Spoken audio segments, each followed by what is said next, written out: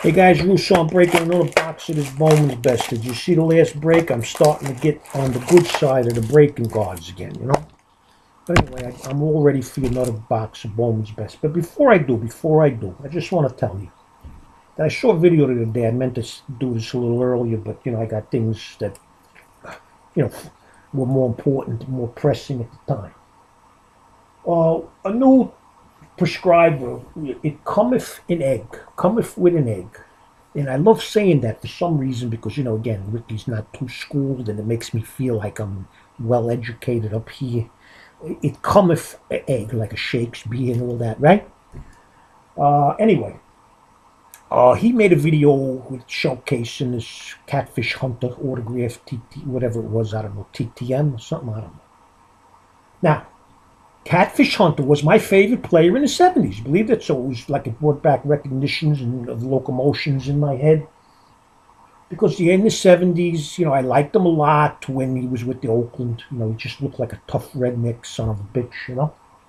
When he came to the freaking Yankees, yeah, my Yankees, yeah. It was like, everybody loved the Yankees, in Howard Beach and in Brooklyn and all that. So anyway, we were happy as a pig and shit. Catfish Hunter's a freaking Yankee, all right? Anyway, in the crew, and I was a young kid at the time, guys. I was in my early teens or something like that. I think it was, or my late teens or betweens. I don't remember. We all had we all did something different, and we had this one guy. He was the son of one of the crew guys, and like I said, I wasn't a made man at the time. I was like a young guy. I was, want to be, we all wanted to be a good fellow. He was working at the in the clubhouse of the New York Yankees, old Yankee Stadium. And he wasn't a ball boy or bat boy, but he did the chores and he did this and that. He was like a gopher. But he rubbed elbows with all the Yankees. He used to get us autographs and whatnot. It was unbelievable. Anyway, when Catfish Hunter was in the clubhouse and whatnot, a lot of the crew members, the older guys, the made mans, and the Don, wanted to go see and meet Catfish Hunter, go to a game and whatnot. The whole crew, whatever. So he approached him and he explained that the Don at the time was Don Cheech. And he approached him and he told him, if there was a possibility of getting some tickets to the game for the crew and whatnot. And first he looked at him. He was like, who the hell are you? You freaking Italian. Never call an Italian an Italian. Never do that, guys. So he started off on the wrong foot with the locals, all right?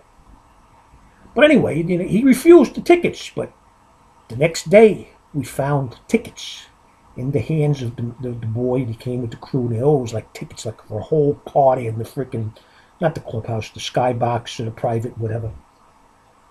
So I guess I heard that somebody told him who we were, and who the kid was and who his father was and who Don Cheech was. He was, remember, Catfish was New York. He didn't have that shit where he came from, okay?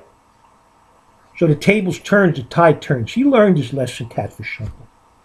Well, everybody went to the game one night and whatnot, had a blast. We met Catfish Hunter, we met Ed Figueroa, Reggie Jack. It was a blast.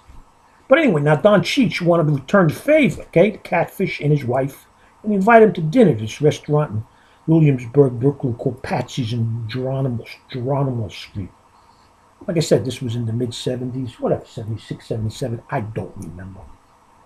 So Don Cheech sent the limo to pick up the Catfish at the hotel. He was living in the Waldorf in Manhattan before he found a place to live or rent, I don't know, whatever. So they came to Patsy's, and him and his wife comes in. His wife's a beautiful, stunning lady. But they all came in white, white. He wore a white suit. She had a white dress and whatever, white shoes. Looked like they were going to a baptism or something. Really, guys, right? Anyway, no big. Everybody, the Italians and whatnot, the restaurant. What do we wear? Dark and, gray charcoal suits and all that and freaking silk. So we sat down and Mrs. Hunter said, you guys got any grits? Grits? Give me a freaking break. Get the fuck out of here, grits in New York and Brooklyn. Anyway, we ordered just bolognese, spaghetti bolognese, stuffed pork chops or whatever. They ate like pigs. Catfish at the end of the day, the suit was totally freaking white still, okay? Didn't drop nothing. Mrs. Hunter, she whole freaking front of her dress full of spaghetti sauce. I mean, just like she never had that shit before, right? Anyway, long story short, that's how we met and knew Catfish Hunter. Thank you for coming with an egg, okay? And by the way, we heard that Don Cheech was having a little fun with Mrs. Hunter's after the restaurant deal for months on end afterwards. All right, guys, too long a video. Next pack of freaking Bowman's Best. I'm going to do this fast, right? Because I already wasted too much of freaking time.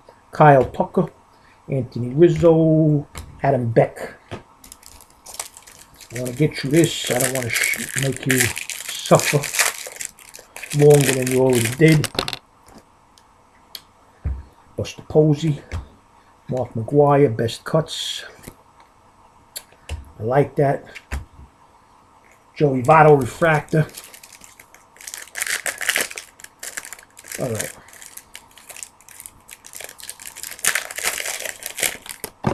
Sorry guys. My oral was too long. So my oral was too long, and other things are too long also. But that we will talk about another day when everybody is grow up.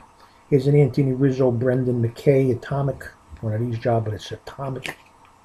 Dropped another card. Can you always stay there? Don't you freaking even come near that card. Don't even come near it. I'm not going to bend over now, guys, because if I bend over, it'll take another 3 seconds. Glide Torres. All right, here's another Yankee autograph. Justice Sheffield. Sellable card. Justice Sheffield. They say he's pretty damn good. What they say and what happens might be two different things. Vladimir Guerrero. Nomar Garcia-Parra. Nomar. Remember, it was the decade of the shortstops. You had Miguel Tejada, Garcia-Parra, Jeter. Who else? There was like 3 others. Everybody came up at the same time. If you're smart and you know it, clap your hands and put it down below.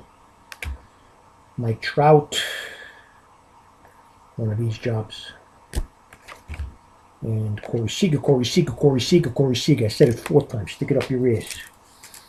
Refractor.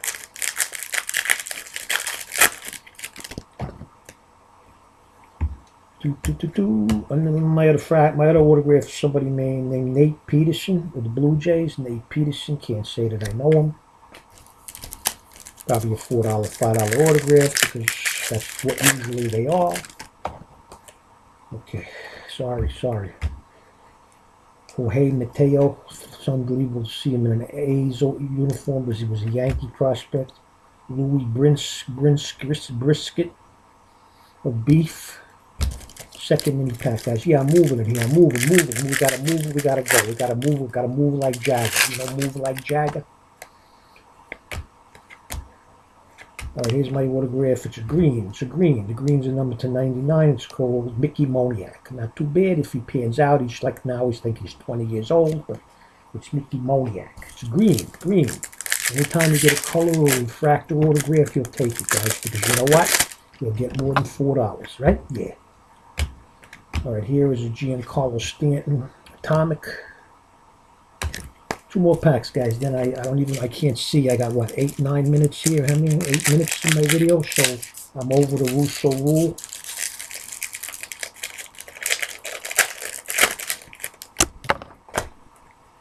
Okay, guys. Okay. Clint Frazier, Alex Verdugo, Jose Berrios. Last pack, guys. Last pack. But you know what? Overall today, I'm happy because I got to share a few choice hours with you. Got a few decent cards today, so I got another autograph of a Met. David Peterson. Peter this. All right, guys. Look, I'll see you next week when things are on the downside. So, ciao.